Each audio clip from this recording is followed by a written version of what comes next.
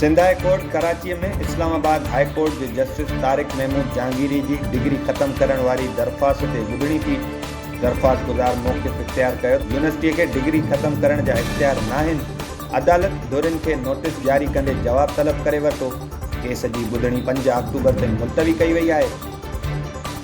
सिंध के मुख़्तलिफ़ शहरन में सिंध एम्प्लॉइज़ अलायंस के सॾ ते सरकारी मुलाज़िमन तरफां मुतालबन की मइता लाइ नाए ॾींहुं बि एहतजाज जो सिलसिलो जारी है।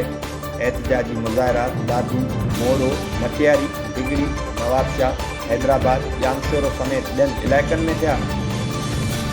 मक़सूदो रिंद के ॻोठ करमला डायरी सदाबहार शाख के 10 फुट जो घारो पइजी वियो। घारो पवण सबबि ॻोठ ऐं तयारु फसल पाणी हेठि अचण सबबि ॻोठाणा पंहिंजी मदद पाण तहत लॾ पलाण करण ऐं घारो बंदि करण लॻा।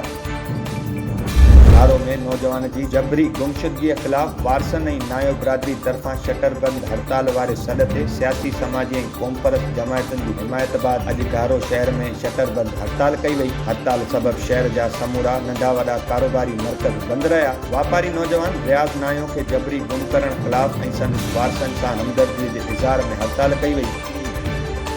कंडियारो में अदालती सुनवाई लाइ वींदड़ डायरी बिरादरी के नौजवानन मथां नामालूम हथियारबंद लुंडो मोरी वेझो फायरिंग करे 3 ॼणनि के क़त्ल करे छॾियो। क़त्ल थींदड़नि में हिकु वाटेड़ू शामिल आहे। पोतनि जी सुञाणप रसूल बख्श डायरी, इर्शाद डायरी ऐं वाटेड़ू शाहिद राजपर के नालनि सां थी, जॾहिं त फायरिंग सबबि सईद डायरी सख़्त ज़ख़्मी थी पियो। इतला ते कंडियारो थाणे की पुलिस वाक़े वारे हंधि पहुची पोतनि ऐं ज़ख़्मीअ खे अस्पताल मुंतक़िल कयो।